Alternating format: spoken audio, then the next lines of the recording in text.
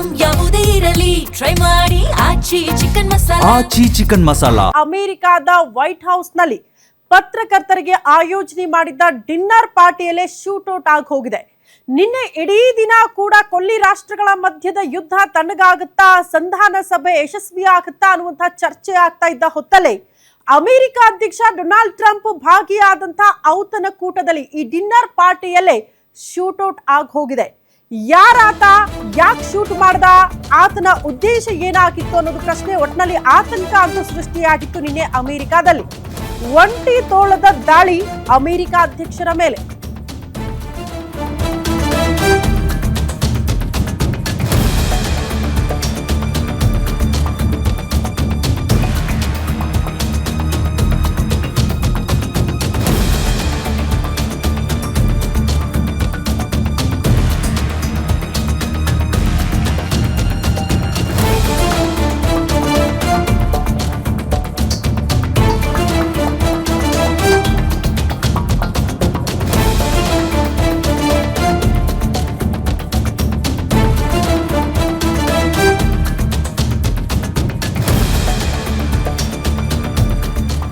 America ಅಧ್ಯಕ್ಷರ ಮೇಲೆ ಒಂಟಿ ತೋಳದ ದಾಳಿ. ಏಕಾಂಗಿಯಾಗಿ ಬಂದ ಆಗುಂತಕನಿಂದ ಗುಂಡಿನ ದಾಳಿ ಆಗಿ ಹೋಗಿದೆ. ವೈಟ್ ಹೌಸ್ ಬಳಿಯ ಹಿಲ್ಟನ್ ಹೋಟೆಲ್ನಲ್ಲೇ ಈ ಘಟನೆ ಆಗಿರೋದು. ನಿನ್ನೆ ಪತ್ರಕರ್ತರಿಗಾಗಿ ಆಯೋಜನೆ ಮಾಡಿದ್ದ ಔತಣಕೂಟದ ವೇಳೆ ದಾಳಿಯಾಗಿದೆ ಆಗುಂತಕನಿಂದ. ಅಮೆರಿಕ ಕಾಲಮಾನ ಶನಿವಾರ ರಾತ್ರಿ ಆಯೋಜನೆಯಾದಂತಹ ಔತಣಕೂಟ. ಟ್ರಂಪ್ ಪತ್ನಿ ಮೆಲಾನಿಯಾ ಟ್ರಂಪ್, ಅಮೆರಿಕ ಉಪಾಧ್ಯಕ್ಷ ಜೆಡಿ ವ್ಯಾನ್ಸ್ ಕೂಡ ಅದರಲ್ಲಿ ಭಾಗಿಯಾಗಿರ್ತಾರೆ. ಆ ಸಂದರ್ಭದಲ್ಲಿ ಒಬ್ಬ ಆಗುಂತಕ ಬಂದು ಶೂಟ್ ಮಾಡ್ತಾನೆ. ಆತನ ಬಂಧನ ಆಗುತ್ತೆ. ಶೂಟರ್ ಫೋಟೋ ಹಂಚಿಕೊಂಡಿದ್ದಾರಂತೆ. ಸದ್ಯ ಅಮೆರಿಕದ FBI ಮತ್ತು ಸೀಕ್ರೆಟ್ ಸರ್ವಿಸ್ ಭದ್ರತಾ ಪಡೆಗಳಿಂದ ವಿಚಾರಣೆ ಕೂಡ ಆಗ್ತಾ ಇದೆ ಆತನದ್ದು. ಈತನೇ ನೋಡಿ ಶೂಟೌಟ್ ಮಾಡಿರೋದು, ಆತನ ಬಂಧನ ಆಗಿರೋದು. ಸದ್ಯ ಆತನನ್ನ ವಿಚಾರಣೆಗೆ ಒಳಪಡಿಸಲಾಗಿದೆ. ಆತನ ಉದ್ದೇಶ ಏನಾಗಿತ್ತು, ಈತನ ಹಿನ್ನೆಲೆ ಏನು, ಯಾವ ಕಾರಣಕ್ಕೆ ಒಳಗಡೆ ಬಂದ, ಯಾವ ಕಾರಣಕ್ಕೆ ಶೂಟೌಟ್ ಮಾಡ್ದ, ಇದೆಲ್ಲವೂ ಕೂಡ ಸದ್ಯಕ್ಕಿರುವಂತಹ ಪ್ರಶ್ನೆ. ಕಾರಣ ಅಗೇನ್ ಅಂದ್ರೆ ಮತ್ತೆ ಡೊನಾಲ್ಡ್ ಟ್ರಂಪ್ ಅವರ ಮೇಲೆ ದಾಳಿಗಳು ಆಗ್ತಾ ಇರೋದ್ರಿಂದ. ಈ ಹಿಂದೆ ಚುನಾವಣಾ ಪ್ರಚಾರದ ಸಂದರ್ಭದಲ್ಲೇ ಡೊನಾಲ್ಡ್ ಟ್ರಂಪ್ ಅವರ ಮೇಲೆ ದಾಳಿ ಆಗಿತ್ತು.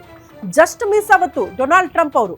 ಅದಾದ ಬಳಿಕ ಎರಡನೇ ಬಾರಿ ಈಗ ಅಮೆರಿಕ ಅಧ್ಯಕ್ಷರಾದ ಬಳಿಕ ಪತ್ರಕರ್ತರಿಗೆ ಆಯೋಜನೆ ಮಾಡಿದ್ದ ಔತಣಕೂಟದಲ್ಲಿ ಇನ್ಯಾರು ಒಳಗಡೆ ಬರ್ತಾರೆ, ಶೂಟ್ ಮಾಡ್ತಾರೆ ಅಂತ ಅಂದಾಗ ಸಹಜವಾಗಿ ಆತಂಕ. ಈತ ಅಮೆರಿಕಾದ ಪ್ರಜೆನಾ ಅಥವಾ ಇರಾನ್ ಕಡೆಯಿಂದ ಏನಾದ್ರೂ ಮಸಲತ್ತುಗಳಾಗಿದೆಯಾ ಅಥವಾ ಈತ ಮಾನಸಿಕ ಅಸ್ವಸ್ಥನ, ಹಿಂಗೆ ನಾನಾ ಪ್ರಶ್ನೆಗಳಿದೆ. ಟ್ರಂಪ್ ಅವರ ಆಡಳಿತ ವ್ಯವಸ್ಥೆಗೆ ಬೇಸತ್ತು ಈ ರೀತಿ ದಾಳಿಗಳಾಯ್ತಾ, ಹಿಂಗೆ ನಾನಾ ಪ್ರಶ್ನೆಗಳಿರೋದ್ರಿಂದ ಆತನನ್ನ ವಶಕ್ಕೆ ಪಡೆದುಕೊಂಡ ಬಳಿಕ ಆತನನ್ನ ವಿಚಾರಣೆಗೆ ಒಳಪಡಿಸಿದ್ದಾರಂತೆ ಭದ್ರತಾ ಸಿಬ್ಬಂದಿ. ದೃಶ್ಯ ನೋಡ್ತಾ ಇದ್ದೀರಿ, ಎರಡು ದೃಶ್ಯಗಳು. ಅಮೆರಿಕಾದಲ್ಲಿರುವ ವೈಟ್ ಹೌಸ್, ಪತ್ರಕರ್ತರು ಭಾಗಿಯಾದಂತಹ ಔತಣಕೂಟ. ಇದ್ದಕ್ಕಿದ್ದಂತೆ ಆಗುತ್ತಂಕನ ಎಂಟ್ರಿ, ಆತ ಕೈಯಲ್ಲಿ ಗನ್ ಹಿಡ್ಕೊಂಡು ಶೂಟ್ ಮಾಡಿರುವಂತಹ ದೃಶ್ಯ.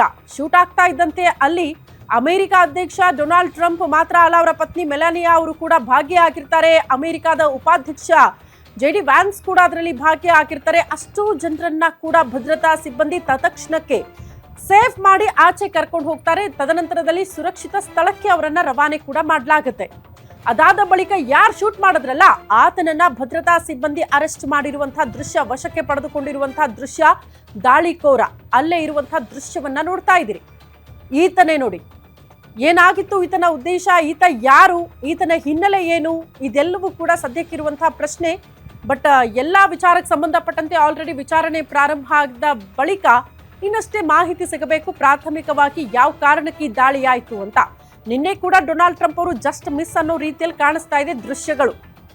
ಡೊನಾಲ್ಡ್ ಟ್ರಂಪ್ ಅವರೇ ಆತನ ಟಾರ್ಗೆಟ್ ಆಗಿತ್ತ, ಆತ ಯಾಕೆ ಡೊನಾಲ್ಡ್ ಟ್ರಂಪ್ ಅವ್ರನ್ನ ಟಾರ್ಗೆಟ್ ಮಾಡಿಕೊಂಡು ಶೂಟ್ ಮಾಡ್ದ ಅನ್ನೋದು ಪ್ರಶ್ನೆ ಇದೆ. ಆ ನಿಟ್ಟಿನಲ್ಲೇ ಈಗ ವಿಚಾರಣೆಗಳಾಗ್ತಾ ಇದೆ.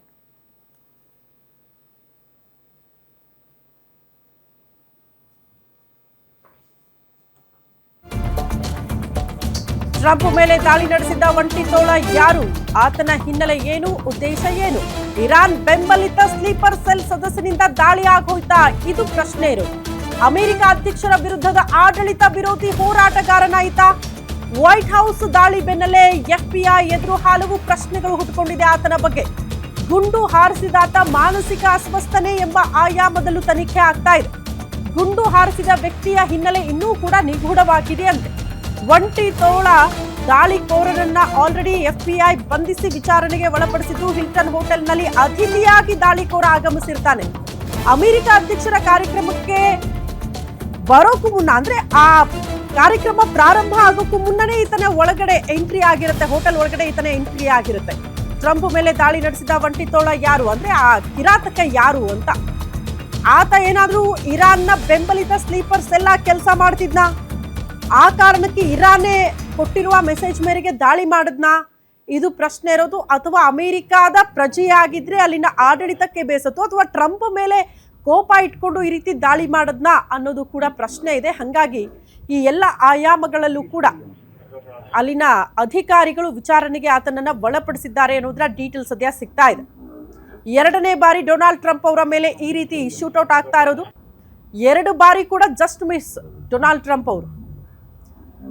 ಈಗ ಅಟ್ ಪ್ರೆಸೆಂಟ್ ಅಮೆರಿಕಾದಲ್ಲಿ ಪರಿಸ್ಥಿತಿ ಹೆಂಗಿದೆ ಅಂತ ಅಂದ್ರೆ, ಇರಾನ್ ಮೇಲೆ ಆಗ್ತಾ ಇರುವಂತಹ ದಾಳಿ, ಯುದ್ಧ ಮಾಡಿರುವಂತಹ ರೀತಿ, ಇರುವಂತಹ ಷರತ್ತುಗಳು, ಒಪ್ಪಂದ, ಶಾಂತಿ ಅಂತ ಹೇಳ್ಕೊಂಡೆ ಮತ್ತೆ ಮತ್ತೆ ದಾಳಿಗಳಾಯ್ತಲ್ಲ. ಹಾಗಾಗಿ ಅಮೆರಿಕ ನೆಲದಲ್ಲಿ ವಾಸ ಮಾಡ್ತಾ ಇರುವಂತಹ ನಾಗರಿಕರೇ ಆಡಳಿತದ ಬಗ್ಗೆ ಅಸಮಾಧಾನಗೊಂಡಿದ್ದಾರೆ. ಮೋಸ್ಟ್ಲಿ ಮುಂದೊಂದು ದಿನ ದಂಗೆ ಏಳುವ ಸಾಧ್ಯತೆಗಳು ಇದೆ ಅಂತ ಬಹುತೇಕ ಎಕ್ಸ್ಪರ್ಟ್ಸ್ಗಳು ವಿಶ್ಲೇಷಣೆ ಮಾಡ್ತಾ ಇದ್ರು ಇದನ್ನ. ಬಟ್ ಈ ಹೊತ್ತಲ್ಲಿ ಈ ರೀತಿ ದಾಳಿ ಆಗುತ್ತೆ ಅಂದ್ರೆ, ಆ ರೀತಿ ಆಡಳಿತ ವ್ಯವಸ್ಥೆಗೆ ಬೇಸತ್ತು ದಾಳಿ ಮಾಡದ್ನ, ಆತ ಎಲ್ಲಿ ಅವನು, ಎಲ್ಲಿಂದ ಬಂದಿದ್ದ, ಆತನ ಹಿನ್ನೆಲೆ ಏನು, ಆತ ಕ್ರಿಮಿನಲ್ ಬ್ಯಾಕ್ಗ್ರೌಂಡ್ ಏನಾದರೂ ಹೊಂದಿದ್ದಾನಾ, ಈ ಎಲ್ಲ ಆಯಾಮಗಳಲ್ಲೂ ಕೂಡ ತನಿಖೆ ಆಗಬೇಕಾಗುತ್ತೆ. ಕಾರಣ ಇರಾನ್ ನೇರವಾಗಿ ಅಮೆರಿಕಾದ ಒಳಹೊಕ್ಕು ಅಟ್ಯಾಕ್ ಮಾಡೋಕ್ಕಾಗಲ್ಲ. ಈ ರೀತಿ ಸ್ಲೀಪರ್ ಸೆಲ್ಗಳನ್ನ ಇಟ್ಕೊಂಡು ಏನೋ ಮಾಡಬಹುದು ಅಂತ. ಸೊ ಆ ರೀತಿ ಸ್ಲೀಪರ್ ಸೆಲ್ ಆಗಿ ಈತನ ಕೆಲಸಕ್ಕೆ ಏನಾದರೂ ಇರಾನ್ ಬಳಸ್ಕೊಂಡಿದ್ದ, ಆತ ಅಲ್ಲಿಂದ ಬಂದಿದ್ದಾನಾ, ಅದ್ರ ಬಗ್ಗೆ ಕೂಡ FBI ಸಿಬ್ಬಂದಿ ಸದ್ಯ ವಿಚಾರಣೆಗೆ ಒಳಪಡಿಸಿದ್ದಾರೆ ಆತನನ್ನ ಅನ್ನೋದ್ರ ಬಗ್ಗೆ ಡೀಟೇಲ್ ಸಿಗ್ತಾ ಇದೆ. ಈ ಬಗ್ಗೆ ಮತ್ತಷ್ಟು ಡೀಟೇಲ್ಸ್ ಅನ್ನ ಕೊಡ್ತಾ ಹೋಗ್ತಾರೆ ಡಿಜಿಟಲ್ ಎಡಿಟರ್ ದಿಲೀಪ್ ನೇರ ಸಂಪರ್ಕದಲ್ಲಿ ಜಾಯಿನ್ ಆಗ್ತಿದ್ದಾರೆ ನ್ಯೂಸ್ ರೂಮ್ ಇಂದ. ದಿಲೀಪ್, ಸದ್ಯ ಲೇಟೆಸ್ಟ್ ಅಪ್ಡೇಟ್ ಏನು ಈ ವಿಚಾರಕ್ಕೆ ಸಂಬಂಧಪಟ್ಟಂತೆ? ಅಮೆರಿಕಾದಾದ್ಯಂತ ಆತಂಕ, ಈಗ ಏನು ದಾಳಿ ಮಾಡಿದ್ದಾನಲ್ಲ ಆತನ ಹಿನ್ನೆಲೆ, ಆತ ಎಲ್ಲಿ ಅವನು, ಆತನ ಉದ್ದೇಶ, ಇದ್ರ ಬಗ್ಗೆ ಏನಾದರೂ ಮಾಹಿತಿ ಸಿಗ್ತಾ ಇದೆಯಾ? ಇದೀಗ ಬರ್ತಿರುವಂಥ ಮಾಹಿತಿ ಪ್ರಕಾರ ಏನೊಂದು ಬಂಧಿತ ವ್ಯಕ್ತಿ ಇದ್ದಾನೆ, ಆತ ಕ್ಯಾಲಿಫೋರ್ನಿಯಾ ರಾಜ್ಯದ ಮೂಲದವನು ಅನ್ನೋ ಮಾಹಿತಿ ಸಿಗ್ತಾ ಇದೆ. ಆದರೆ ಆತನ ಹೆಸರೇನು ಅನ್ನೋದು ಇನ್ನೂ ಬಹಿರಂಗ ಆಗಿಲ್ಲ. ಆದರೆ ಆತ ಮೇಲ್ನೋಟಕ್ಕೆ ಮಾನಸಿಕ ಅಸ್ವಸ್ಥನ ರೀತಿ ಕಂಡು ಬರ್ತಿದ್ದಾನೆ ಅನ್ನೋ ಒಂದು ಮಾಹಿತಿ ಲಭ್ಯ ಆಗಿದೆ. ಇನ್ನು ಏನೊಂದು ಕಾರ್ಯಕ್ರಮ ನಡೀತಿತ್ತು ವೈಟ್ ಹೌಸ್ ಬಳಿಯಲ್ಲೇ ಇರುವಂಥ ಹಿಲ್ಟನ್ ಹೋಟೆಲ್ನಲ್ಲಿ, ಆ ಹೋಟೆಲ್ನಲ್ಲಿ ಟ್ರಂಪ್ ಅವರ ಕಾರ್ಯಕ್ರಮಕ್ಕೆ ಮುನ್ನ, ಅಂದರೆ ಅಮೆರಿಕದ ಸ್ಥಳೀಯ ಕಾಲಮಾನ ಶನಿವಾರ ರಾತ್ರಿ ಘಟನೆ ನಡೆದಿರೋದು. ಈ ಘಟನೆ ನಡೆಯೋದಕ್ಕೆ ಕೆಲವೇ ಗಂಟೆಗಳ ಮುನ್ನ, ಅಂದರೆ ಟ್ರಂಪ್ ಅವರು ಆ ಹೋಟ್ಲಿಗೆ ಆಗಮಿಸೋದಕ್ಕೆ ಮುನ್ನ ಆತ ಅತಿಥಿಯಾಗಿ ಒಂದು ರೂಮಲ್ಲಿ ಚೆಕ್ ಇನ್ ಮಾಡಿರ್ತಾನೆ. ಚೆಕ್ ಇನ್ ಮಾಡಿದಂಥ ವ್ಯಕ್ತಿ ಆ ನಂತರ ಟ್ರಂಪ್ ಅವರ ಕಾರ್ಯಕ್ರಮ ಆರಂಭ ಆದ ನಂತರ ಟ್ರಂಪ್ ಅವರು ಸಭಾಂಗಣಕ್ಕೆ ಆಗಮಿಸಿದ ಬಳಿಕ ಆತ ತನ್ನ ಬಂದೂಕನ್ನು ತಗೊಂಡು ಬಂದು ಅಲ್ಲಿ ಗುಂಡಿನ ದಾಳಿ ನಡೆಸೋಕ್ಕೆ ಶುರು ಮಾಡ್ತಾನೆ. ಆದರೆ ಟ್ರಂಪ್ ಅವರ ಒಂದು ಕಾರ್ಯಕ್ರಮ ನಡೀತಿದ್ದ ಸಭಾಂಗಣದ ವೇದಿಕೆ ಏನಿತ್ತು ಅದರಿಂದ ಸಾಕಷ್ಟು ದೂರದಲ್ಲಿ ಆತ ಇದ್ದ ಅನ್ನೋ ಮಾಹಿತಿ ಕೂಡ ಲಭ್ಯ ಆಗ್ತಾ ಇದೆ. ಆತ ಯಾವಾಗ 6ರಿಂದ 8 ಸುತ್ತು ಗುಂಡಿನ ದಾಳಿ ನಡೆಸಿದ ತಕ್ಷಣ ಆಕ್ಟಿವ್ ಆಗ್ತಾರೆ ಏನು ಅಮೆರಿಕದ ಸೀಕ್ರೆಟ್ ಸರ್ವಿಸ್ ಸಿಬ್ಬಂದಿ. ಆಕ್ಟಿವ್ ಆಗಿ ಕೂಡಲೇ ಆತನನ್ನು ಬಂಧಿಸ್ತಾರೆ. ಸ್ಥಳದಲ್ಲೇ ಆತನ ಒಂದು ಎಲ್ಲ ಉಡುಪುಗಳನ್ನು ಕಳಚಿ ಆತನನ್ನು ಬೆತ್ತಲೆ ಮಾಡಿ, ಆ ನಂತರ ಆತನ ಬಳಿ ಏನಾದರೂ ಸ್ಫೋಟಕ ವಸ್ತುಗಳು ಇದಾವ ಅಂತ ಪರಿಶೀಲನೆ ಮಾಡಿದ ನಂತರ ಆತನನ್ನು ಅಲ್ಲೇ ಬಂಧನ ಮಾಡಲಾಗುತ್ತೆ. ಆ ಬಂಧನ ಮಾಡಿದ ಸನ್ನಿವೇಶದ ಫೋಟೋಗಳನ್ನು ಕೂಡ ನೀವು ದೃಶ್ಯಗಳಲ್ಲಿ ಗಮನಿಸ್ಬೋದು.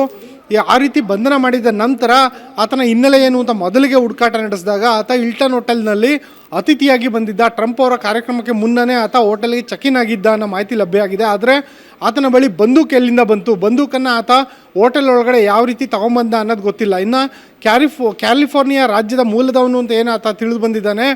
ಆತನ ಹಿನ್ನೆಲೆ ಏನು, ಆತನ ಫ್ಯಾಮಿಲಿ ಬ್ಯಾಕ್ಗ್ರೌಂಡ್ ಏನು, ಜೊತೆಗೆ ಆತ ಈ ರೀತಿಯಾದಂಥ ಕೃತ್ಯ ಎಸಗಕ್ಕೆ ಕಾರಣ ಏನು ಅನ್ನೋದ್ರ ಕೂಡ ತನಿಖೆ ನಡೀತಾ ಇದೆ.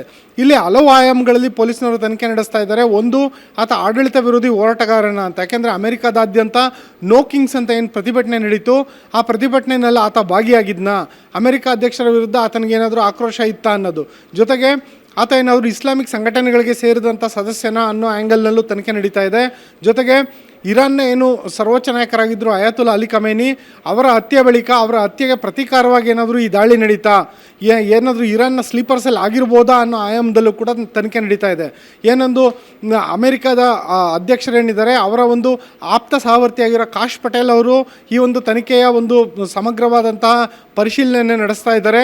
ಈ ಒಂದು ಘಟನೆ ಏನಿದೆ, ಈ ಘಟನೆ ನಿಜಕ್ಕೂ ಅಮೆರಿಕದಲ್ಲಿ ದೊಡ್ಡ ಮಟ್ಟದ ಆಕ್ರೋಶ ಮತ್ತು ಆತಂಕ ಎರಡಕ್ಕೂ ಕಾರಣ ಆಗಿದೆ ಅಂತ ಹೇಳ್ಬೋದು. ಯಾಕೆಂದರೆ ಅಮೆರಿಕ ಅಧ್ಯಕ್ಷೀಯ ಕಚೇರಿ ಇರೋ ವೈಟ್ ಹೌಸ್ ಬಳಿಯಲ್ಲೇ ಈ ರೀತಿಯಾದಂತಹ ಶೂಟೌಟ್ ಪ್ರಕರಣಗಳು ನಡೆಯುತ್ತೆ ಅನ್ನೋದಾದರೆ ಅಮೆರಿಕ ದೇಶದ ಉದ್ದಗಲಕ್ಕೂ ಯಾವ ರೀತಿ ಭದ್ರತೆ ಕೊಡೋಕ್ಕೆ ಸಾಧ್ಯ ಅನ್ನೋ ಪ್ರಶ್ನೆಗಳೆದ್ದಿದೆ. ಜೊತೆಗೆ ವಿಪಕ್ಷಗಳು ಮಾತ್ರ ಅಲ್ಲ, ಅಲ್ಲಿನ ಸರ್ಕಾರಗಳು, ಅಲ್ಲಿನ ಮಾಧ್ಯಮಗಳು ಕೂಡ ಇದೇ ಪ್ರಶ್ನೆಯನ್ನು ಮಾಡ್ತಾ ಇದ್ದಾವೆ. ಇದ್ರ ಜೊತೆಯಲ್ಲೇ ಏನು ಅಮೆರಿಕದಲ್ಲಿ ಸರಣಿ ಶೂಟೌಟ್ಗಳು ನಡೀತವೆ, ಅಂದರೆ ಒಂದು ವರ್ಷಕ್ಕೆ 800-900ಕ್ಕೂ ಹೆಚ್ಚು ಶೂಟೌಟ್ಗಳು ನಡೆಯುತ್ತೆ. ಪ್ರತಿದಿನಕ್ಕೆ 3-4 ರೀತಿಯಾದಂಥ ಸರಾಸರಿ ಶೂಟೌಟ್ಗಳು ಘಟನೆ ನಡೆಯುತ್ತೆ. ಇವೆಲ್ಲದಕ್ಕೂ ಕಾರಣ ಆಗಿರುವಂತಹ ಈ ಒಂದು ಬಂದೂಕು ನೀತಿಯನ್ನು ಒಂದು ರೀತಿ ಸಡಲೀಕರಣ ಏನು ಮಾಡಲಾಗಿದೆ, ಅದನ್ನು ಇನ್ನಷ್ಟು ಬಿಗಿ ಮಾಡಬೇಕು ಅನ್ನೋ ಆಗ್ರಹಗಳು ಕೂಡ ಕೇಳಿಬರ್ತಾ ಇದೆ. ಈ ಹಿಂದೆ ಡೊನಾಲ್ಡ್ ಟ್ರಂಪ್ ಅವರ ಮೇಲೆ ಏನು ದಾಳಿ ನಡೀತು ಅವ್ರ ಚುನಾವಣಾ ಪ್ರಚಾರ ಸಂದರ್ಭದಲ್ಲಿ, ಆಗ ಅವರ ಕಿವಿಯನ್ನು ಸವರ್ಕೊಂಡು ಹೋಗಿತ್ತು ಬಂದೂಕು, ಒಂದು ಗುಂಡು. ಅದೇ ರೀತಿಯಾದಂಥ ಘಟನೆ ಇವಾಗೇನಾದರೂ ನಡೆದಿದ್ದರೆ ಡೊನಾಲ್ಡ್ ಟ್ರಂಪ್ ಅವರು ಅತಿ ಸಮೀಪದಲ್ಲಿ, ಅಂದರೆ 100 ಮೀಟರ್ಸ್ಗಿಂತ ಒಳಗಡೆ ಏನಾದರೂ ಆತ ನುಗ್ಗಿ ದಾಳಿ ಮಾಡಿದಂಥ ಸಂದರ್ಭದಲ್ಲಿ ಅಮೆರಿಕ ಅಧ್ಯಕ್ಷ ಜೀವಹಾನಿಯಾಗುವಂಥ ಸಾಧ್ಯತೆ ಇತ್ತು. ಆದರೆ ಏನೊಂದು ಸೀಕ್ರೆಟ್ ಸರ್ವಿಸ್ ನಡೆಸಿದಂಥ ಒಂದು ತುರ್ತು ಕಾರ್ಯಾಚರಣೆ ಏನಿದೆ ಅದು ಅಮೆರಿಕ ಅಧ್ಯಕ್ಷರ ಜೀವ ಉಳಿಸಿದೆ ಅಂತ ಹೇಳ್ಬೋದು. ಆದರೆ ವಿಶ್ವದ ದೊಡ್ಡಣ್ಣ ಅಂತ ಕರೆಸ್ಕೊಳ್ಳುತ್ತೆ ಅಮೆರಿಕ. ಇಂಥ ಅಮೆರಿಕದ ಅಧ್ಯಕ್ಷರ ಜೀವವೇ ಅಪಾಯದಲ್ಲಿದೆ. ಜೊತೆಗೆ ಈ ರೀತಿಯಾದಂಥ ದಾಳಿ ನಡೆದಂಥ ಸಂದರ್ಭದಲ್ಲಿ ಅಮೆರಿಕ ಅಧ್ಯಕ್ಷರು ಟೇಬಲ್ ಕೆಳಗಡೆ ಅವಿತು ಕೂತ್ಕೊಳ್ಳೋಂಥ ಪರಿಸ್ಥಿತಿ ನಿರ್ಮಾಣ ಆಗಿದೆ ಅನ್ನೋ ಕಾರಣಕ್ಕೆ ಇಡೀ ವಿಶ್ವಾದ್ಯಂತ ಈಗ ಒಂದು ರೀತಿ ಲೇವಡಿ ಕೂಡ ವ್ಯಕ್ತ ಆಗ್ತಾ ಇದೆ. ಶ್ರುತಿ. ಓಕೆ ದಿಲೀಪ್, ಧನ್ಯವಾದಗಳು ತಮ್ಮೆಲ್ಲ ಮಾಹಿತಿಗೆ.